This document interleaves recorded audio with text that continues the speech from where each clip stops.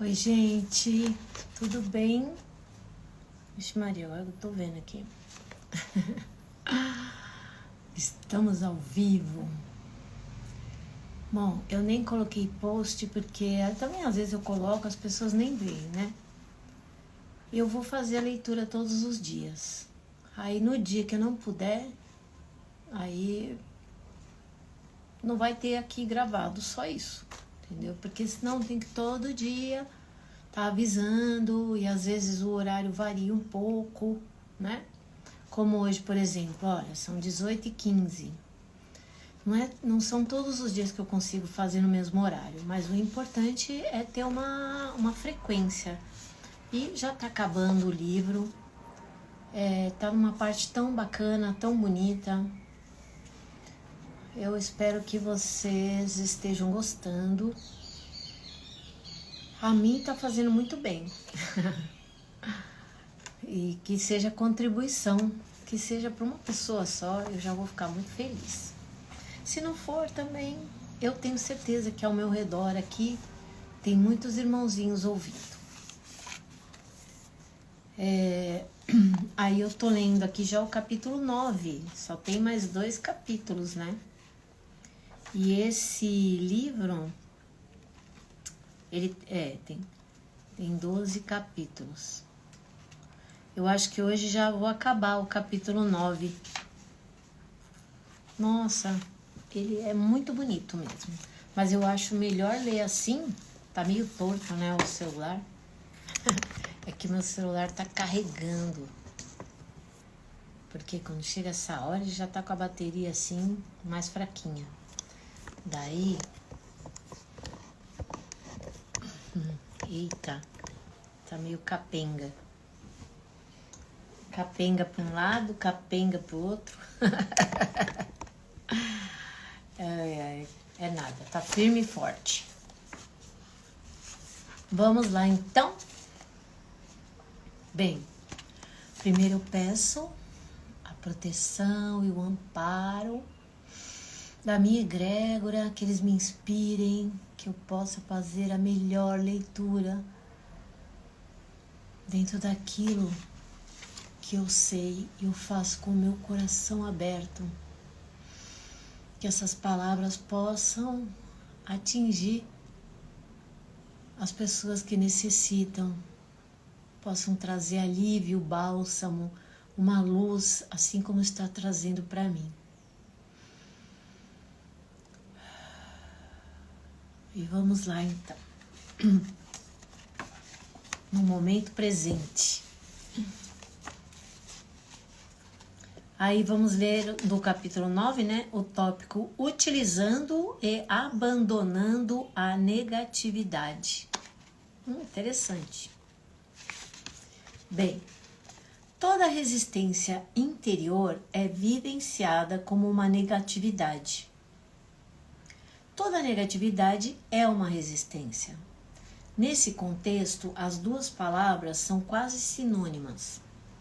A negatividade vai de uma irritação ou impaciência a uma raiva furiosa, de um humor deprimido ou um ressentimento a um desespero suicida. Às vezes, a resistência faz disparar o sofrimento emocional, caso em que mesmo uma situação banal pode produzir uma negatividade intensa, como a raiva, a depressão ou um profundo pesar. O ego acredita que, através da negatividade, pode manipular a realidade e conseguir o que deseja.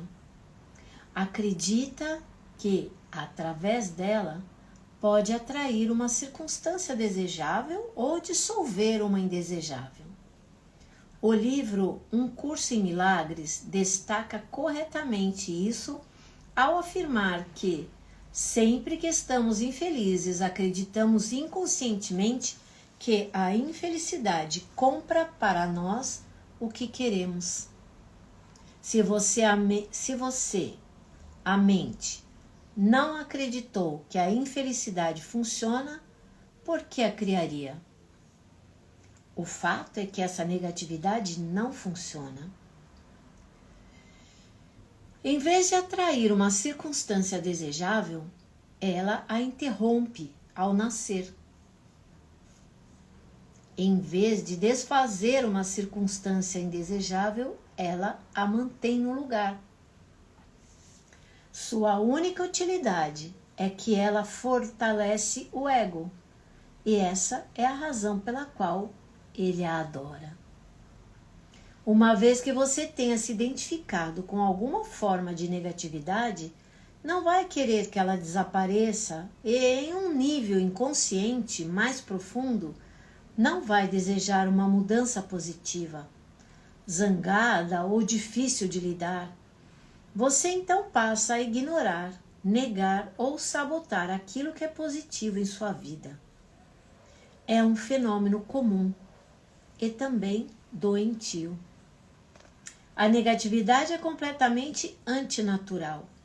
É um poluente psíquico e existe um vínculo profundo entre o envenenamento e a distribuição da natureza.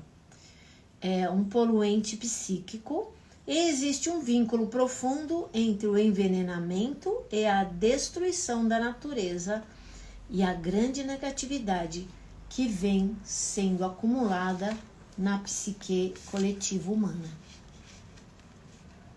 Nenhuma outra forma de vida no planeta conhece a negatividade, somente os seres humanos, assim como nenhuma outra de vida violenta e assim como nenhuma outra forma de vida violenta e envenena a terra que a sustenta. Você já viu uma flor infeliz ou um carvalho estressado? Eu nunca, vocês já? Já cruzou com um golfinho deprimido, um sapo com problemas de autoestima, um gato que não consegue relaxar, ou um pássaro com ódio e ressentimento?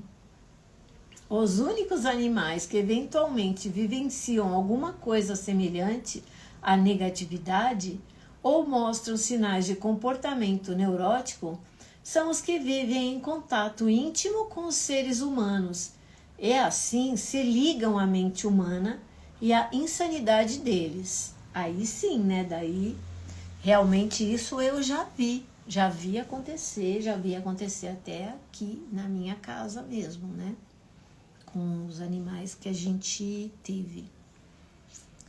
O animal, normalmente, ele acaba sendo um reflexo do dono. Quando eles são muito ansiosos, tem uma razão de ser, né? Possessivos, tem uma série de coisas. Observe as plantas e os animais, aprenda com eles a aceitar aquilo que é e a se entregar ao agora. Deixe que eles lhes ensinem o que é ser, o que é integridade, estar em unidade, ser você mesmo, ser verdadeiro. Aprenda como viver e como morrer e como não fazer do viver e do morrer um problema. Vivi com alguns mestres zen, todos eles gatos. Até mesmo os patos me ensinaram importantes lições espirituais. Observá-los é uma meditação. Como eles flutuam em paz, de bem com eles mesmos, totalmente presentes no agora, dignos e perfeitos, tanto quanto uma criatura sem mente pode ser. Eventualmente, no entanto, dois patos vão se envolver em uma briga, algumas vezes sem nenhuma razão aparente, ou porque um pato penetrou no espaço particular do outro. A briga geralmente dura só alguns segundos, e então os patos se separam, nadam em direções opostas e batem suas asas com força por algumas vezes. Então, continuam a nadar em paz, como se a briga nunca tivesse acontecido. Quando observei isso pela primeira vez, percebi num relance que ao bater as asas eles estavam soltando a energia acumulada, evitando assim que ela ficasse aprisionada no corpo e se transformando em negatividade. Isso é sabedoria natural. É irritação? Nenhum até aqui. Por que você a criou? Peraí, deixa eu ver. Acho que eu virei a página errada. Me desculpe. É fácil para eles porque não têm uma mente para manter o vivo o passado sem necessidade e então construir uma identidade em volta dele. Uma emoção negativa não poderia também conter uma mensagem. Agora é uma pergunta, tá? Eu vou me empolgando aqui. Uma emoção negativa não poderia também conter uma mensagem importante? Por exemplo, se me sinto deprimido com frequência, será que pode ser um sinal de que existe alguma coisa errada com a minha vida? E isso pode me forçar a olhar para a minha situação de vida e fazer mudanças? Poderia. As emoções negativas repetitivas podem, às vezes, conter uma mensagem, como ocorre com as doenças. Qualquer mudança que você faça, seja ela relacionada com seu trabalho, seus relacionamentos ou seu ambiente, é apenas uma máscara, a menos que se origine de uma mudança no seu nível de consciência. E até onde isso interessa, só pode significar uma coisa: estar mais presente.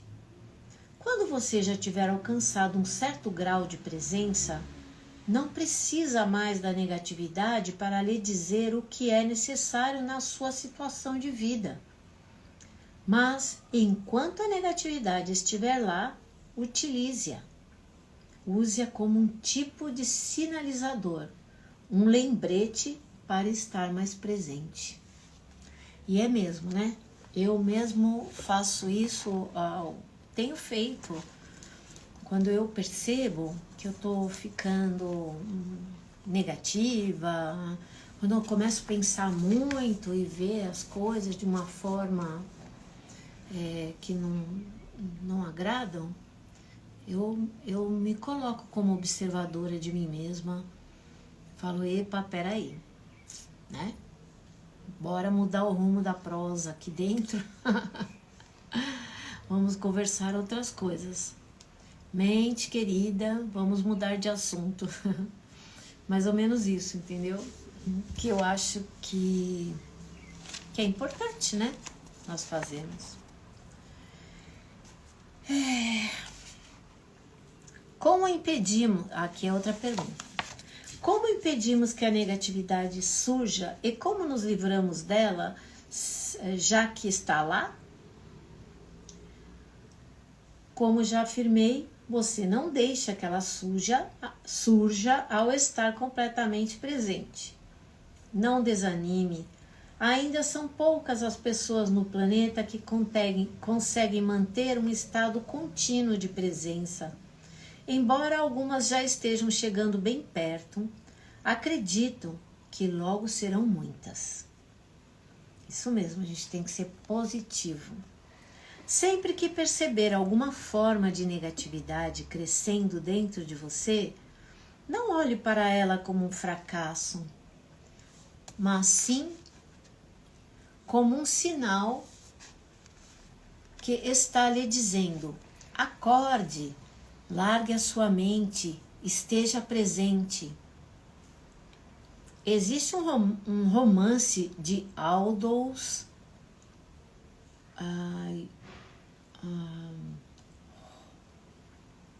Huxley, sei lá como é o nome, que eu não sei falar, chamado A Ilha, escrito em seus últimos anos de vida, onde ele ficou muito interessado nos ensinamentos espirituais. Conta a história de um homem que naufragou perto de uma ilha isolada do resto do mundo. Essa ilha era habitada por uma civilização especial. A coisa estranha sobre ela é que seus habitantes, diferentes do resto do mundo, eram sadios de verdade. A primeira coisa que o náufrago percebe são os papagaios multicoloridos e empoleirados nas árvores que davam a impressão de estar repetindo as palavras atenção, aqui e agora, atenção, aqui e agora. Adiante, descobrimos que os habitantes da ilha ensinaram essas palavras aos papagaios para que fossem sempre lembrados para ficar presentes. Portanto, sempre que sentir a negatividade crescer dentro de você, causada ou não por um fator externo, um pensamento ou mesmo nada em particular, olhe para ela como se fosse uma voz dizendo: atenção, aqui e agora. Acorde. Até mesmo a mais leve irritação é significativa e precisa ser conhecida e observada. Do contrário, haverá um aumento cumulativo de reações não observadas. Como afirmei anteriormente, você pode descartá-la assim que perceber que não quer ter esse campo de energia no seu interior e que ele não tem nenhum objetivo. Mas certifique-se de que você se livrou completamente dela. Se não conseguir, simplesmente aceite que ela está ali e concentre a sua atenção no sentimento. Uma alternativa para descartar uma reação negativa é fazê-la desaparecer ao imaginar a si mesmo se tornando transparente para a causa externa da reação. Recomendo que você pratique primeiro com as coisas do dia a dia. Vamos dizer que você esteja em casa. De repente, vindo da rua, começa a soar um alarme insistente de carro. Surge uma irritação. Qual é o objetivo dessa irritação? Nenhum até aqui. Por que você a criou? Você não a criou. Quem criou foi a mente. Ela teve uma reação totalmente automática, totalmente inconsciente. Por que a mente a criou? Porque ela sustenta a crença inconsciente de que a resistência dela, que você absorve como alguma forma de negatividade ou infelicidade, vai dissolver a condição indesejada. Isso naturalmente é uma ilusão. A resistência que ela cria, nesse caso, a irritação ou raiva, é muito mais desagradável do que a causa original que ela está tentando desfazer. Tudo isso pode ser transformado em prática espiritual. Sinta-se ficando transparente, sem a solidez de um corpo material. Agora permita que o barulho ou o que estiver causando a emoção negativa passe através de você. Ele não está mais golpeando uma parede sólida dentro de você. Como disse, pratique primeiro com as coisas simples. O alarme do carro, o choro de uma criança, o barulho do tráfego. Em vez de ter uma parede de resistência dentro de você que é atingida de modo constante e doloroso pelas coisas que não deveriam estar acontecendo, deixe que tudo passe através de você. Alguém diz alguma coisa grosseira para ferir você? Em vez de desencadear uma reação inconstante e uma negatividade, como uma agressão, uma defesa ou um retraimento, você deixa isso passar através de você. Não ofereça resistência. É como se não existisse mais ninguém ali para ser machucado. Isso é perdão. Nesse sentido, você se torna invulnerável.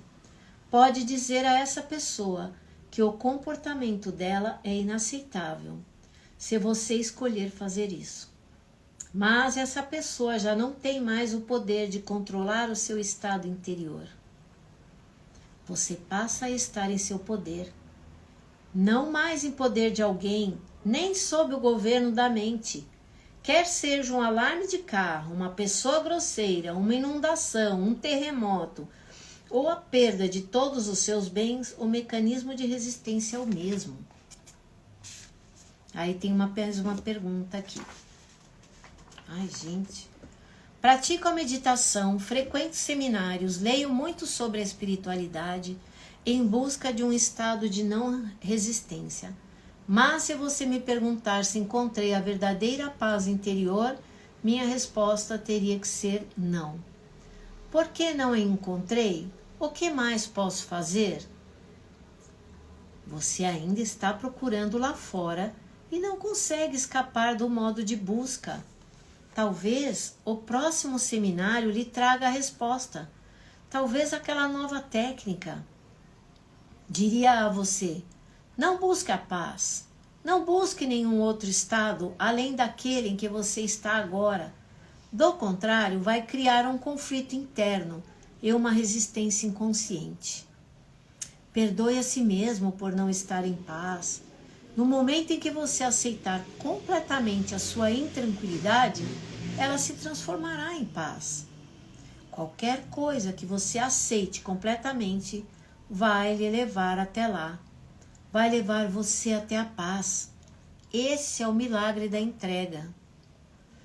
Eu achei muito legal isso que ele fala aqui, de quando tiver uma coisa incomodando, para você imaginar que você está transparente e que essa coisa está passando por você, transpondo. Não é interessante isso? Muito bom mesmo. Você já deve ter ouvido a frase "dê a outra face", que um grande mestre da iluminação entregou há 2000 anos. Ele estava tentando transmitir simbolicamente o segredo da não resistência e da não reação. Nessas palavras, como em todas as que proferiu, ele estava preocupado apenas com a nossa realidade interior, não com a conduta externa da nossa vida.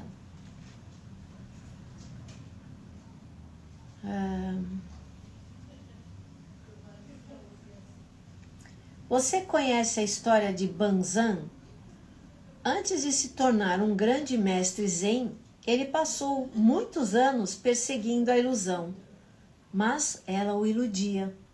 Então, um dia, enquanto andava pelo mercado, ouviu uma conversa entre um açougueiro e seu freguês. "Me dê o melhor pedaço de carne que você tem aí", disse o freguês.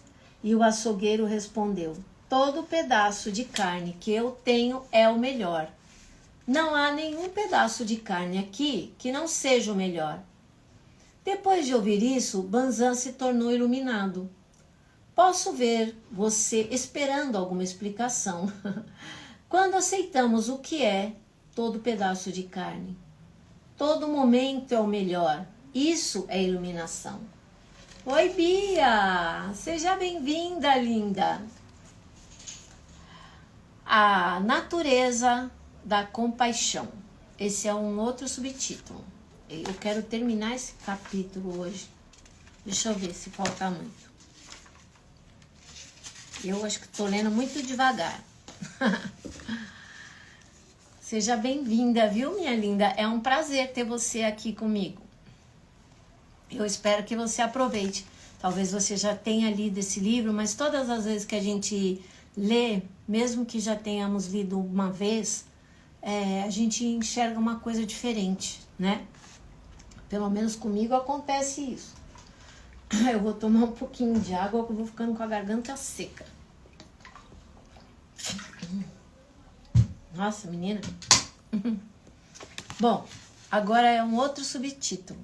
A natureza da compaixão. Tem ultrapassado as fronteiras construídas pela mente.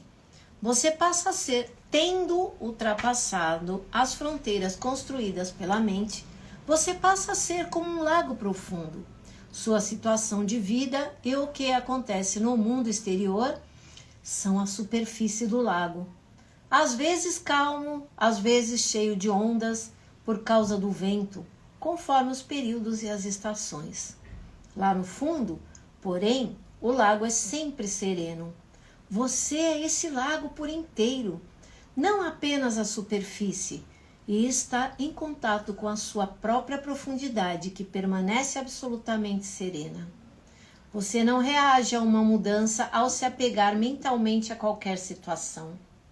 A sua paz interior não depende dela. Você se fixa no ser, imutável, eterno, imortal, e não é mais dependente da satisfação ou da felicidade do mundo exterior, das formas constantes flutuantes.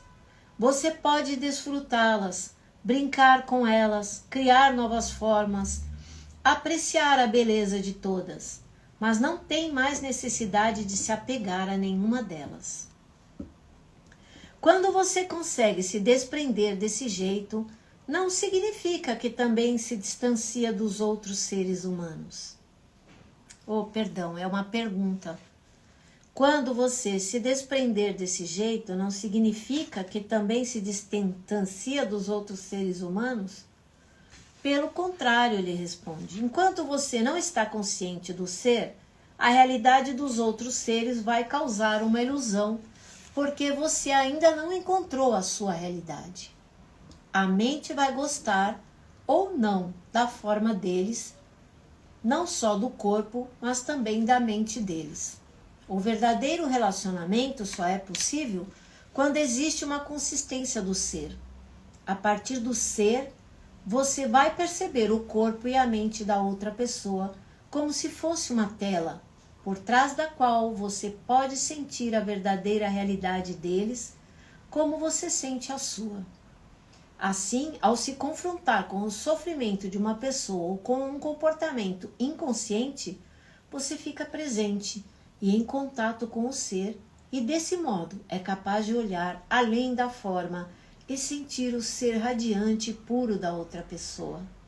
No nível do ser, todo sofrimento é visto como uma ilusão, uma consciência de identificação com a forma. Milagres de cura às vezes acontecem através dessa descoberta, através do despertar da consciência do ser nos outros, se estiverem prontos. Isso é compaixão?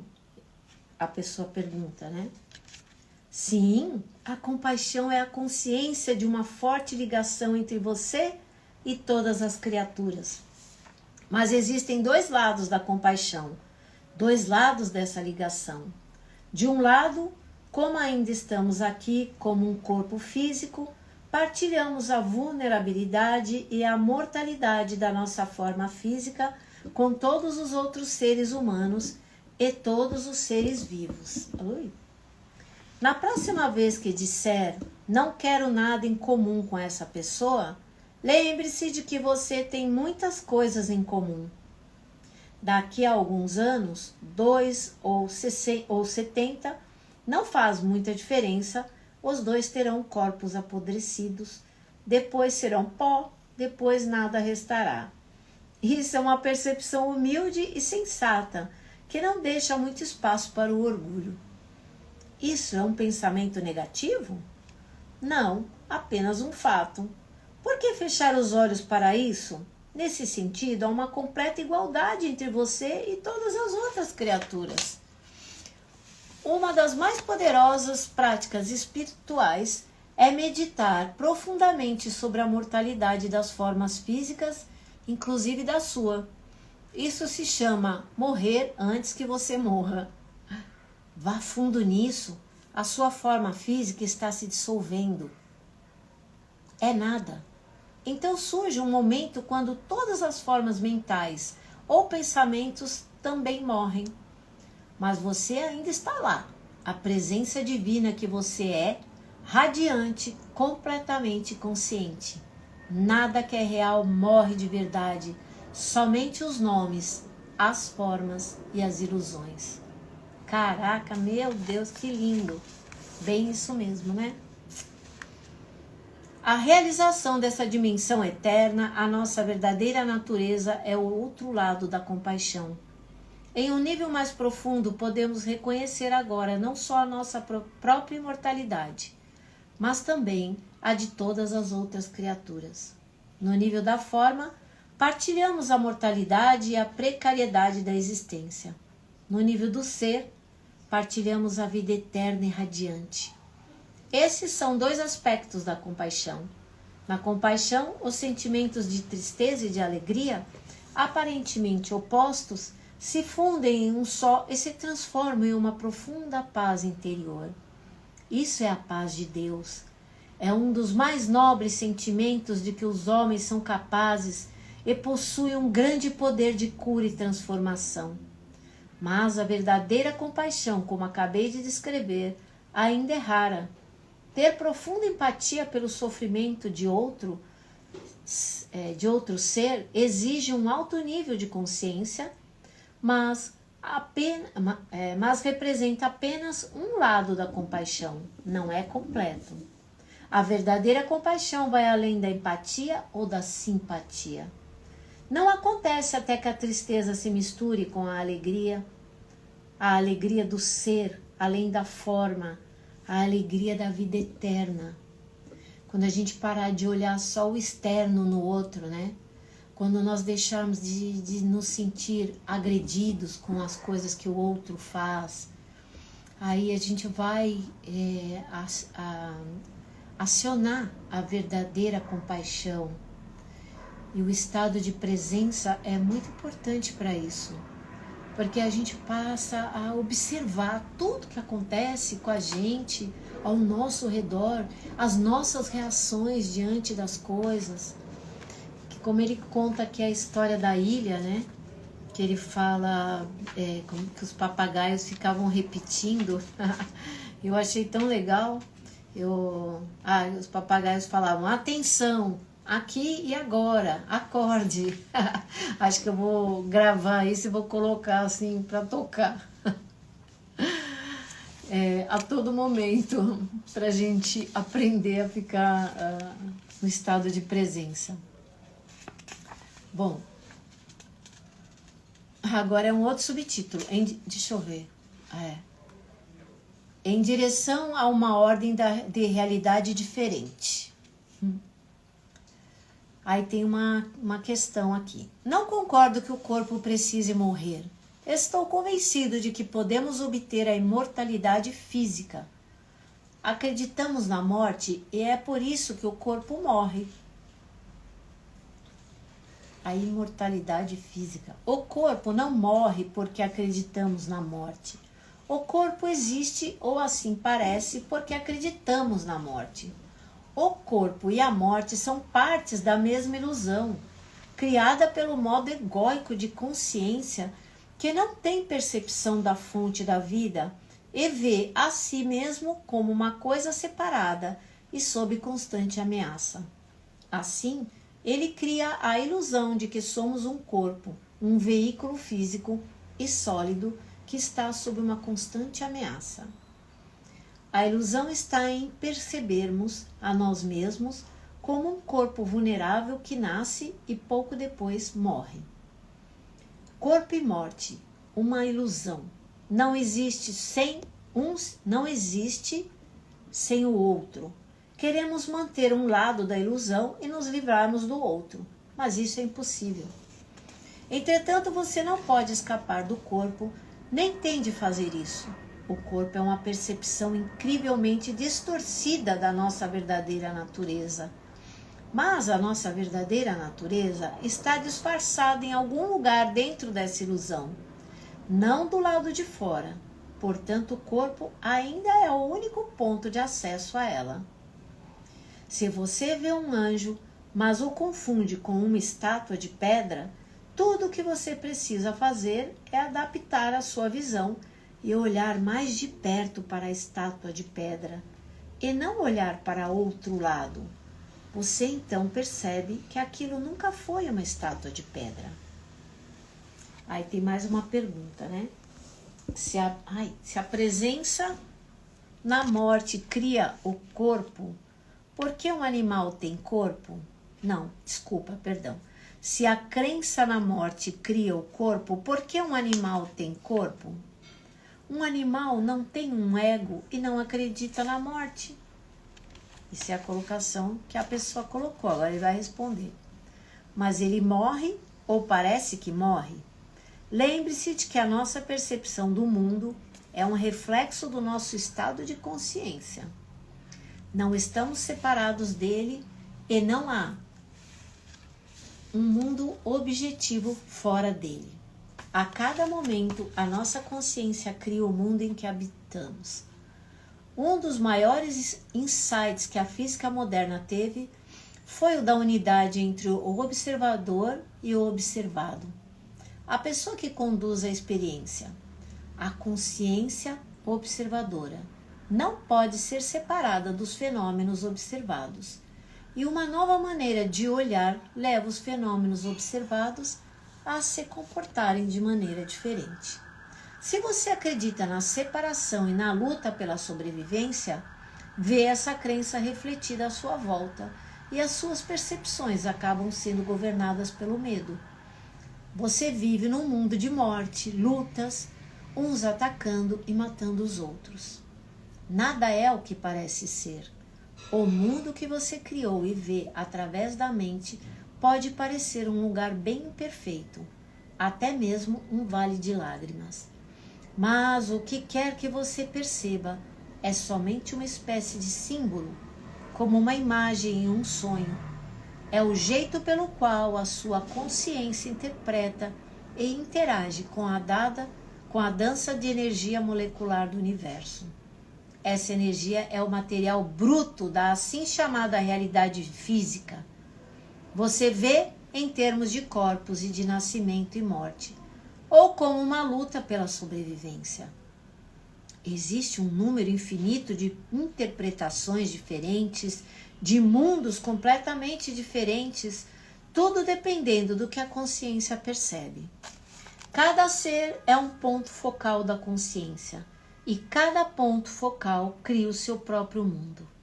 Embora todos esses mundos se interliguem, existe um mundo humano, um mundo das formigas, um mundo dos golfinhos, etc. Existem incontáveis seres cuja frequência de consciência é tão diferente da nossa que provavelmente não temos consciência da existência deles, assim como eles não têm da nossa. Seres altamente conscientes da ligação que mantêm com a fonte habitam um mundo que para nós pareceria como um domínio celeste. Mas, ainda assim, todos os mundos são basicamente um só. No momento em que a consciência humana coletiva tiver transformado a natureza e o reino animal, irão refletir essa transformação. Tiver se transformado, no momento em que a consciência humana coletiva tiver se transformado, a natureza e o reino animal irão refletir também essa transformação. Aqui está a afirmação da Bíblia de que no futuro o leão vai se deitar do lado da ovelha. Isso aponta para a possibilidade de um ordenamento da realidade completamente diferente. O mundo tal qual se apresenta para nós é em grande parte um reflexo da mente, sendo o medo uma consequência inevitável da ilusão criada pelo ego. É um mundo dominado pelo medo, assim como as imagens em um sonho são símbolos dos estados interiores e dos sentimentos. Assim, a nossa realidade coletiva é uma expressão simbólica do medo e das pesadas camadas de negatividade até agora acumuladas na psique coletiva humana. Não estamos separados do nosso mundo. Então, quando a maioria dos humanos se tornar livre da ilusão egóica, essa mudança interior vai afetar toda a criação. Vamos literalmente viver em um novo mundo. É uma mudança na consciência do planeta. O estranho ensinamento budista que toda árvore e toda folha de grama irão finalmente se tornar iluminadas aponta para a mesma verdade. De acordo com São Paulo, toda a criação está à espera de que os homens obtenham a iluminação. É assim que interpreto suas palavras. A criação aguarda com impaciência a revelação dos filhos de Deus. São Paulo diz que todo o universo vai se redimir através disso ao escrever: Sabemos com efeito que a criação inteira geme, ainda agora com as dores do parto. O que está nascendo é uma nova consciência e, como um reflexo inevitável, um novo mundo. Isso também está relatado no livro das Revelações do Novo Testamento. Vi então um novo céu e uma nova terra, porque o primeiro céu e a primeira terra desapareceram. Mas não confunda causa e efeito. Nossa primeira tarefa não é buscar a salvação através da criação de um mundo melhor, mas sim despertar da nossa identificação com a forma. Não estamos mais presos a esse mundo, a este nível de realidade. Podemos sentir nossas raízes no não manifesto, e assim estamos livres do apego ao mundo manifesto. Ainda podemos desfrutar os prazeres passageiros desse mundo, mas não somos mais escravos dessas experiências, não estamos mais em busca de satisfação através de uma gratificação psicológica, através da alimentação do ego. Eu entendo assim que ele fala, aqui é como quando você vai fazer uma viagem. Você não mora naquele lugar, você não sabe que não vai ficar lá. Então você vai, você desfruta. Olá, meu amigo querido, tudo bem, nego? Então, você vai para aquele lugar, você desfruta, né? Seja bem-vindo. Desfruta daquela viagem, de tudo que tem naquele lugar de maneira saudável. E vai chegar o dia de você ir embora, porque a gente já tem a nossa passagem marcada em algum momento, não é? Isso é fato, a gente só não sabe quando. Ai, gente, eu preciso beber água porque eu falo muito, vai me dando uma secura na garganta. Bom, nesse nível profundo, eu vou ler aqui. Você deve lembrar que já falamos... Ai, agora eu me perdi. Para criar um mundo melhor. Em certo sentido, não precisamos mais do mundo, nem mesmo que ele seja diferente do que é. Sim. Não temos mais medo de perder alguma coisa, portanto, não precisamos nos apegar a esse mundo. Estamos em contato com algo infinitamente maior do que qualquer prazer, maior do que qualquer coisa manifesta. Em um certo sentido, não precisamos mais do mundo e nem mesmo que ele seja diferente do que é. É neste ponto que você começa a dar uma contribuição real para criar um mundo melhor, uma nova realidade.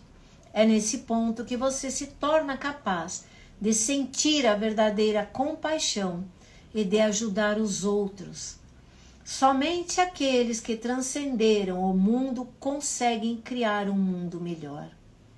Você deve lembrar que já falamos sobre a dualidade da verdadeira compaixão, que é a percepção de uma ligação tanto com a mortalidade quanto com a imortalidade. Nesse nível profundo, a compaixão se torna um remédio no sentido mais amplo. Nesse estado, a sua influência curativa se baseia não no fazer, mas no ser. Todas as pessoas com quem você mantiver contato serão tocadas pela sua presença e afetadas pela paz que você emana, quer elas estejam ou não conscientes disso. Quando estiver inteiramente presente e as pessoas à sua volta tiverem um comportamento inconsciente, você não vai sentir necessidade de reagir. A sua paz será tão grande e profunda que tudo que não for paz desaparecerá nela, como se nunca tivesse existido. Isso quebra o ciclo kármico de ação e reação. Os animais, as árvores, as flores vão sentir a sua paz e reagir a ela. Você ensinará através do ser, através da demonstração da paz de Deus. Você passará a ser a luz do mundo. uma emanação da pura consciência. Assim eliminará a causa do sofrimento. Você eliminará a inconsciência do mundo. Ai, só falta mais um pedacinho para a gente acabar o capítulo. Isso não significa que você não possa também ensinar através da ação. Por exemplo, ao apontar como se desidentificar da mente, reconhecer padrões inconscientes no interior de alguém, etc. Mas quem você é será sempre um ensinamento transformador do mundo mais vital e mais poderoso do que o que você disser, e até mais essencial do que o que você fizer. Além disso, reconhecer a primazia do ser e assim trabalhar no nível da causa não exclui a possibilidade de que a sua compaixão possa simultaneamente se manifestar no nível da ação e do efeito ao aliviar o sofrimento sempre que você o encontrar. Quando alguém faminto lhe pedir pão e você tiver, você vai dar. Mas ao dar o pão, mesmo que o seu contato seja muito breve, o mais importante será esse momento de ser partilhado, do qual o pão é apenas um símbolo. Uma cura profunda se instala internamente. Nesse momento, não há doador nem receptor. Oi, Claudinha, tudo bem, sua linda? Quanto tempo! Eu já estou terminando a leitura do capítulo 9 de O Poder do Agora. Agora é uma pergunta, tá? Como podemos criar um mundo melhor sem acabar primeiro com grandes males, como a fome e a violência? É uma pergunta que ele faz e agora o Eckhart Tolle vai responder. Todos os males são efeito da inconsciência. Podemos aliviar os efeitos da inconsciência, mas não podemos eliminá-los, a menos que eliminemos sua causa. A verdadeira transformação acontece no interior, não no exterior. Querer aliviar o sofrimento do mundo é uma coisa muito nobre, mas lembre-se de não se concentrar exclusivamente no exterior. Do contrário, você vai sentir frustração e desespero. Sem uma profunda mudança na consciência humana, o sofrimento é um buraco sem fundo. Portanto, não permita que a sua compaixão se torne unilateral. A empatia com o sofrimento do outro e o desejo de ajudar devem ser equilibrados com uma profunda percepção da natureza eterna de todas as coisas e com a consciência do aspecto ilusório de todos os sofrimentos. Permita que a sua paz inunde tudo que você fizer e estará atuando sobre o efeito e a causa ao mesmo tempo. Se quiser impedir que os seres humanos destruam uns aos outros e acabem com o planeta, lembre-se de que, assim como não consegue combater a escuridão, você também não pode combater a inconsciência. Se tentar fazer isso, a oposição polar vai se tornar fortalecida e mais profundamente arraigada. Você vai se identificar com uma das polaridades, vai criar um inimigo e será conduzido ao seu eu interior inconsciente. Eleve a consciência ao disseminar a informação, ou melhor, pratique a resistência passiva, mas tenha certeza de que você não carrega nenhuma resistência interior, nenhum ódio, nenhuma negatividade. Ame os seus inimigos, disse Jesus, o que, obviamente, significa não tenha inimigos. Uma vez que você se envolva em atuar no nível do efeito, é muito fácil se perder dentro dele.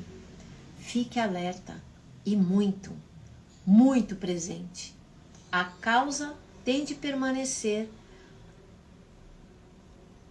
o seu foco inicial, o ensinamento da iluminação, o seu propósito principal e a paz, o seu mais precioso presente para o mundo. E é isso. Fim do capítulo 9. É bem isso. A gente quer mudar o mundo, mas a gente só consegue ajudar, né? Quando a gente muda nós mesmos. Porque a gente não vai mudar ninguém. Ninguém muda ninguém. Cada um é o que é. E vai fazer a mudança em si mesmo. Não adianta eu querer ficar criticando o governo, o planeta, o vizinho. Não adianta. Olha para dentro de você mesmo. Se a gente passa a observar que as nossas reações, as nossas atitudes é que criam o nosso mundo. Porque pode estar desabando tudo lá fora, mas quando você está em paz, você não é atingido por isso. Experimente e você vai ver. É uma coisa tão magnífica. Eu já falei várias vezes isso aqui. Olha, eu não sou melhor do que ninguém, longe de mim, entendeu? Eu tenho um longo caminho pela frente. Eu tô aqui aprendendo. Nossa, tem um pernilonguinho bem legalzinho aqui. Ai, não é pernilongo, não. Então, eu tô numa busca também. Eu não quero ser melhor do que ninguém. Eu quero ser melhor que eu mesma, do que eu fui ontem, entendeu? Para mim é muito importante isso. Nada vai me deter. E é isso, não é o que eu falo para os outros, ele menciona isso aqui. Não é o que eu estou falando para vocês aqui. São as minhas atitudes, são como eu vivo, o que eu faço, que cria a minha volta e dá o exemplo aos outros. Olha que legal, a Silvia faz isso, olha como ela tá bem, tá feliz. Eu acho que eu vou tentar. É assim. Jesus não escreveu nada, ele só deixou exemplos, né? E muitas coisas foram deturpadas, infelizmente. Porque ele é um cara incrível, tá? Ele veio aqui para ensinar pra gente que Deus é ciência. É ciência pura, sabe? Deus está manifesto em tudo. Deus está em nós, não está fora, Ele está dentro. Ó Senhor, me ajude a sair disso. Não, cara. Diz o outro, se liga. A gente é que tem que fazer, dar o passo, sabe? Não é ficar esperando cair do céu. Do céu só cai chuva. E olhe lá. Aqui em São Paulo não está caindo muito. Enfim, é isso que eu tinha para compartilhar com vocês hoje. Nossa, já vai dar quase 1 hora. É que eu queria muito terminar o capítulo 9 hoje e consegui. Agora faltam só 2 capítulos para terminar esse livro, mas vai continuar. Logo, logo vai vir outro mais legal e outras novidades por aí. Eu adorei ter vocês aqui, um prazer enorme. A Claudinha, a Bia, o Nego, todos que vão ver depois, que eu sei. Minha linda, não te preocupa não, mesmo que você não fique até o final, eu tô feliz de você estar aqui. Se você quiser assistir depois, algum pedacinho que você perdeu, você fica à vontade, fica tudo gravado aqui no Instagram e no meu canal do YouTube. Se inscreve lá, amiga. No Silvia Veiga, o meu canal do YouTube, para me ajudar não a ganhar likes, nem monetizar o canal, mas só ajudar a espalhar. Que bom, esse livro realmente incrível, traz muitos ensinamentos pra gente, né? Eu tô adorando também, tô gostando muito de ler junto com vocês, porque é uma maneira de prestar bastante atenção, até mais do que quando a gente lê sozinho. A gente pode ler 10 vezes o mesmo livro e cada vez que você lê, você vai enxergar uma coisa diferente. Obrigado, viu? Beijo. Bom descanso para todo mundo.